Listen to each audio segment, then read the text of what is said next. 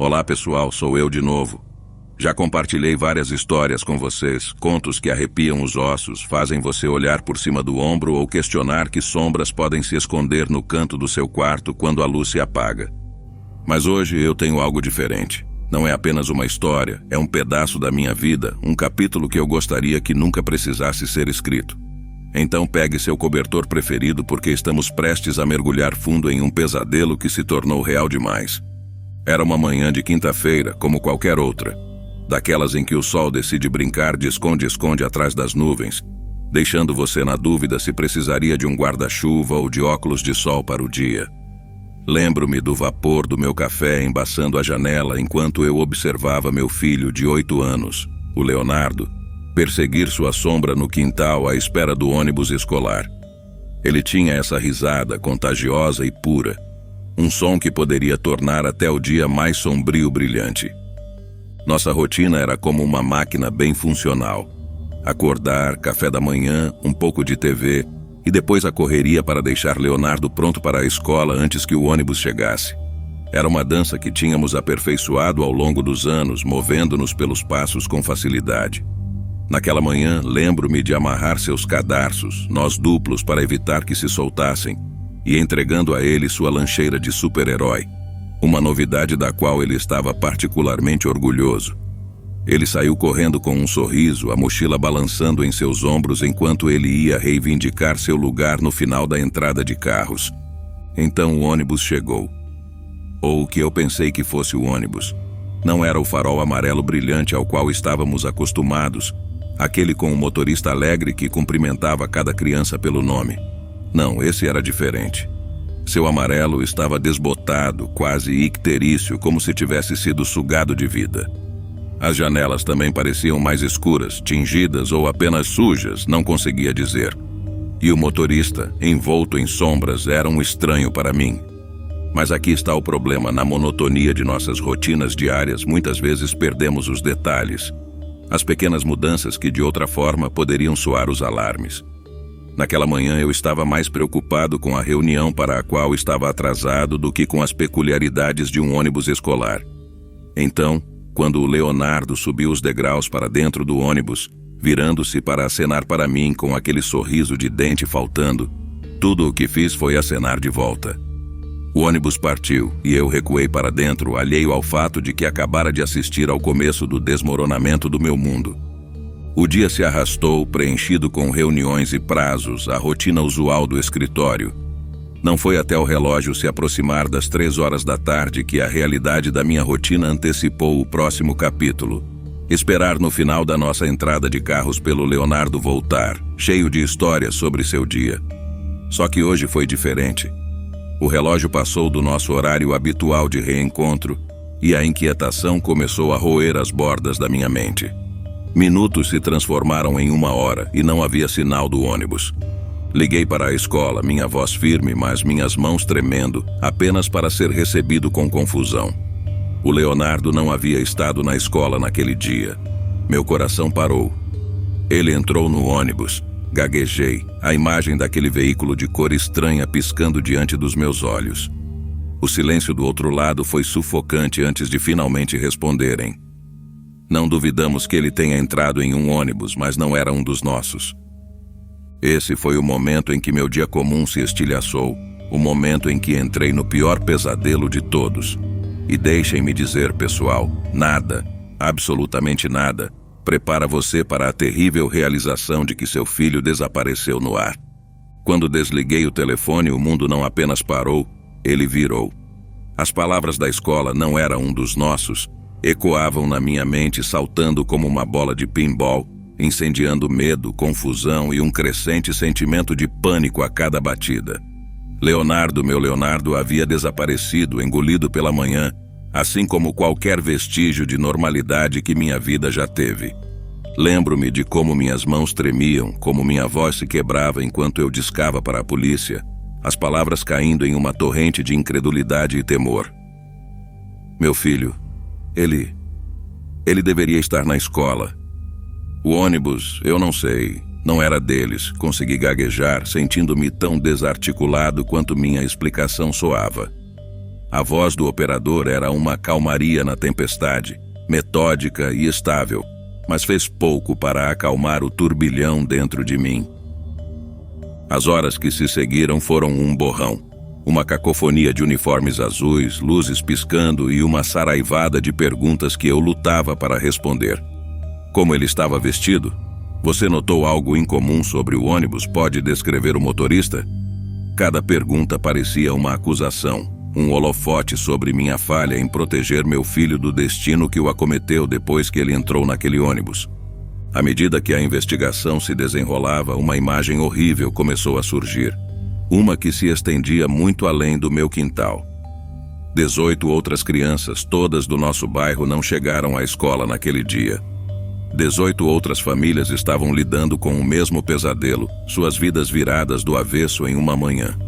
Estávamos unidos em nosso desespero, uma família improvisada forjada nas piores circunstâncias possíveis. A comunidade se uniu em torno de nós.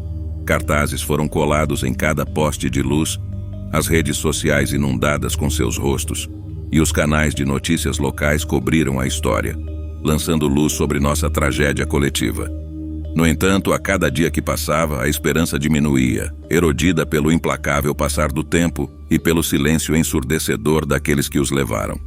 Dormir se tornou um espectro elusivo, me atormentando com a promessa de descanso, apenas para me torturar com visões de Leonardo, perdido, assustado, chamando por mim em um lugar que eu não conseguia alcançar. Minha casa, outrora cheia dos ecos de risadas e vida, agora se mantinha como um mausoléu de memórias, cada uma um golpe agudo do que foi arrancado de mim. A polícia nos assegurou que estava fazendo tudo o que podia, seguindo pistas, revisando filmagens, examinando dicas que chegavam do público. Mas à medida que os dias se transformavam em semanas, essas garantias pareciam mais e mais como platitudes vazias, palavras destinadas a acalmar em vez de prometer qualquer esperança real de reencontro. E no meio de tudo isso surgiu um detalhe arrepiante, um que uniria as 18 famílias em uma tapeçaria grotesca de incerteza e medo. Cada criança, antes de desaparecer, havia recebido uma nota idêntica e enigmática deslizada sob sua porta na calada da noite. Em letras de forma cuidadosa, simplesmente dizia: "A viagem de amanhã é só de ida, esteja preparado." Um prelúdio do nosso pesadelo, um aviso que nenhum de nós poderia atender. Essa realização foi um soco no estômago, uma reviravolta cruel que nos deixou atordoados, questionando tudo e todos. Quem poderia orquestrar um desaparecimento tão meticuloso? E por que nossas crianças? O porquê me assombrava uma sombra implacável que se agarrava a cada momento acordado e invadia meus sonhos, deixando-me ofegante por ar, afogando-me em um mar de perguntas sem resposta. Na sequência de tal tragédia surreal, a vida tinha que continuar, embora cada passo parecesse mover-se através de melaço. As rotinas outrora confortáveis tornaram-se rituais de lembrança e dor. Cada manhã, um lembrete sombrio do vazio que a ausência de Leonardo havia gravado em minha vida. Foi durante uma dessas alvoradas pesadas, enquanto o sol preguiçosamente abria seu caminho acima do horizonte, lançando um brilho desanimado sobre um mundo que havia perdido sua cor, que o primeiro desenho chegou. Eu o encontrei escondido na caixa de correio, um envelope branco inocente sem endereço de retorno, sua simplicidade escondendo o tumulto que carregava. Dentro, desenhado em um pedaço de papel comum com giz de cera que havia sido pressionado com mais força do que a mão de uma criança geralmente segura, havia um ônibus escolar.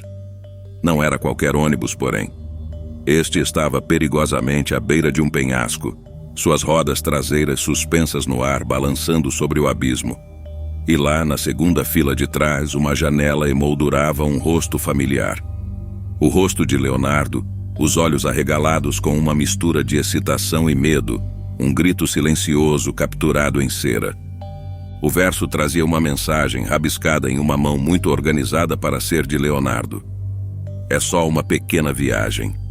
Essa frase, essas palavras, me assombravam, um mantra que ecoava pelos vazios de minha mente, uma piada cruel que se repetia em loop. Mas não era só comigo. Um a um, os outros pais começaram a receber seus próprios envelopes, seus próprios desenhos. Cada um retratava o mesmo ônibus amarelo, mas as cenas variavam drasticamente. Um mostrava o ônibus submerso na água, bolhas escapando enquanto afundava nas profundezas turvas. Outro estava envolto em chamas, um celeiro ao fundo em chamas como se o próprio mundo tivesse pegado fogo. Outro ainda estava envolvido em uma escuridão impenetrável. Os faróis do ônibus perfurando a penumbra enquanto navegava pelo que parecia ser a floresta mais densa e escura imaginável. Atrás de cada desenho, a mesma mensagem. É só uma pequena viagem. Quem estava enviando esses? Que mente distorcida buscava nos atormentar com esses símbolos enigmáticos? A polícia estava perplexa. A análise do papel, do giz de cera, da caligrafia não levava a lugar algum. Era como se o remetente fosse um fantasma, deixando nenhum rastro além do arrepio em nossas espinhas. A reação da comunidade foi um tapete de horror e incredulidade. Vigílias foram realizadas, os desenhos exibidos como artefatos mórbidos, um testemunho do pesadelo que estávamos vivendo. Teorias abundavam. Sequestros por um culto, uma brincadeira elaborada que se tornou sinistra. Um aviso de uma mente perturbada, mas nada fazia sentido. Por que enviar os desenhos? Por que nos assegurar que era apenas uma pequena viagem? E onde estavam nossas crianças? À medida que os dias se fundiam em noites e de volta a dias, os desenhos se tornaram uma coleção macabra, uma galeria de nossos medos mais profundos e perguntas sem resposta. Cada nova peça adicionada ao quebra-cabeça, ainda sem nos aproximar de trazer nossos filhos de volta. Nós nos apegávamos a eles, no entanto, a esses pedaços de papel, como se fossem lifelines, a última conexão tangível com nossos filhos e filhas desaparecidos. No meio da noite, eu os espalhava, traçando as linhas com dedos trêmulos, sussurrando o nome de Leonardo no silêncio, esperando contra toda a esperança por uma resposta que nunca chegava. Os desenhos eram uma reviravolta cruel em nosso já tortuoso calvário, um lembrete de que nossos filhos estavam em algum lugar, numa viagem da qual não haviam retornado. E conforme a coleção crescia, também aumentavam o desespero e a resolução de encontrá-los, de decifrar o significado por trás da mensagem enigmática e trazer nossos pequenos de volta para casa. Nas semanas seguintes ao desaparecimento, a união que encontramos em nosso desespero coletivo começou a fraturar sob o peso de nossas perguntas sem resposta. Não era por falta de tentativas. A polícia, o FBI e até investigadores particulares contratados por algumas das famílias estavam no caso. Todos nós estávamos buscando qualquer fio que pudesse nos levar de volta para nossos filhos. E então, numa tarde, enquanto o sol lançava longas sombras sobre uma comunidade demasiado cansada para notá-las mais, um avanço, ou assim pensamos, chegou. Um fazendeiro em Nevada, a milhas e milhas do último lugar onde nossos filhos foram vistos, ligou sobre um ônibus escolar abandonado em sua propriedade. Meu coração saltou com a notícia, um coquetel selvagem de esperança e medo agitando em meu estômago. A polícia foi cautelosa em seu otimismo, moderando nossas expectativas, mas era tarde demais. A mera possibilidade agiu como um farol, reacendendo a chama enfraquecida de esperança dentro de cada um de nós. A descrição correspondia. O amarelo desbotado, as janelas tingidas, até o amassado peculiar, quase imperceptível ao lado que eu me lembrava de ter visto quando o ônibus partiu naquela manhã fatídica. Tinha que ser o mesmo. Simplesmente tinha que ser. Uma equipe foi despachada imediatamente, um comboio de esperança acelerando através das linhas estaduais, enquanto esperávamos aglomerados em torno de telefones e televisões, dependurados a cada segundo que passava. A espera foi excruciante, o tempo esticando e dobrando de maneiras cruéis até que finalmente uma ligação chegou. O ônibus estava vazio, sem sinais de vida, sem indicações de onde nossos filhos poderiam ter ido. Dentro, porém, havia uma pista, uma lista, nomes de cada criança desaparecida, incluindo o de Leonardo, gravados não em papel, mas no próprio tecido dos assentos do ônibus, cruzados com o que parecia ser um traço deliberado. Era uma chamada macabra, uma confirmação de nossos piores medos e ainda assim, paradoxalmente, Um novo fio a que nos agarrar no tapeçaria deste mistério. Esta descoberta partiu à noite com novas ondas de atenção da mídia, especulações desenfreadas. Teorias anteriormente sussurradas atrás de portas fechadas agora eram gritadas dos telhados. Nossas crianças estiveram aqui. O que aconteceu com elas? A lista não fornecia respostas, apenas aprofundava o enigma e nosso desespero. No meio desse tumulto, comecei a ver o ônibus novamente. Ele assombrava as bordas de meus sonhos no início, um espectro no horizonte, mas então materializou-se na realidade.